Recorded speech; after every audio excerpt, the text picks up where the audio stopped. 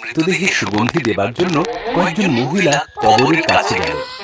তারা জানতো কবরের মুখ ভারী পাথরে বন্ধ করা আছে। তারা যখন কবরের কাছে পৌঁছল, দেখা গেল পাথরটা কবরের মুখ থেকে আগেই সরে গেছে। যিশুর পবিত্র দেহ সেখানে ছিল না, আর সেখানে স্বর্গদূতেরা ছিল। স্বর্গদূতেরা বলল, যিশু বেঁচে উঠেছেন, যাও তাঁর শিষ্যদের নিয়ে বলো। মহিলারা ফিরে এসে শিষ্যদেরকে খবর দিলে পিতর ও যোহন দৌড়ে গেল সেই কবরস্থানে যিশুকে দেখবে বলে। কবরের সব কাপড় তারা পেল, তবে যিশুকে পেল না। গভীর চিন্তা নিয়ে তারা ফিরে এল। পরে যিশুর শিষ্যরা একটি ঘরে একসাথে জড়ো হলো। এই পুরো ঘটনা নিয়ে নিজেরা আলোচনা করতে লাগলো।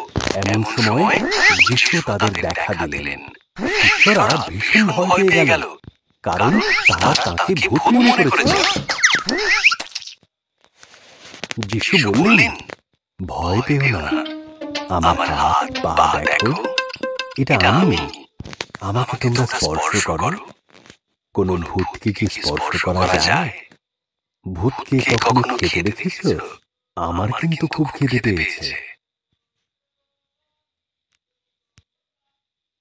তিনি সেদিন শিষ্যদের সাথে বসে কিছুটা মাছ খেলেন, তারপর তাদের শিক্ষা দিলেন। তিনি বললেন, পবিত্র শাস্ত্র পরিষ্কারভাবে বলে, মসীহ অনেক কষ্ট ভোগ করবেন, মারা যাবেন, এবং এরপর তিনি মৃতদের মধ্য থেকে জীবিত হয়ে উঠবেন।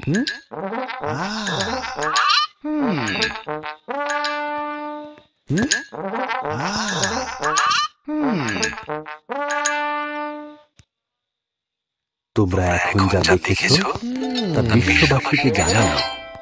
সব মানুষ জানুক, ঈশ্বরের প্রতি অবিচল বিশ্বাস ও প্রেম থাকলে তিনি সকল পাপ মার্জনা করেন। আমি যা করেছি তার জন্য তারা ঈশ্বরের কাছে প্রেম লাভ করবে। যিশু তার শিষ্যদের বললেন,